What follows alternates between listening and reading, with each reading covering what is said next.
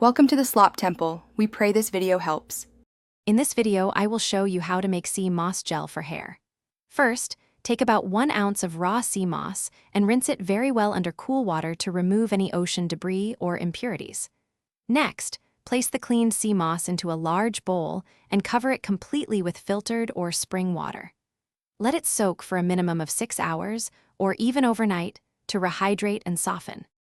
Once your sea moss is fully rehydrated and plump, drain off all the soaking water. Transfer the softened sea moss into a high-speed blender. Add about 1 1/2 cups of fresh filtered water to the blender with the sea moss. Blend on high for approximately 1 to 2 minutes, or until the mixture transforms into a creamy, smooth, and consistent gel-like texture with no lumps.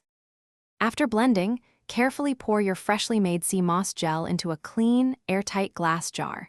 Do not worry if it seems a bit liquidy at this stage. It will thicken significantly. Place the jar in the refrigerator for at least 2 to 4 hours. This chilling time allows the gel to set properly, achieving its desired consistency. You can store this homemade gel in the refrigerator for up to 3 weeks. Now that your sea moss gel is ready, you can easily incorporate it into your hair care routine. Take about 1 to 2 tablespoons of the gel and apply it directly to your clean, damp hair. Gently massage it into your scalp, working your way down to the ends of your strands. Leave it in as a styling aid or rinse after 20 to 30 minutes for a deep conditioning treatment. Enjoy the benefits of healthier, more vibrant hair. Thanks for watching.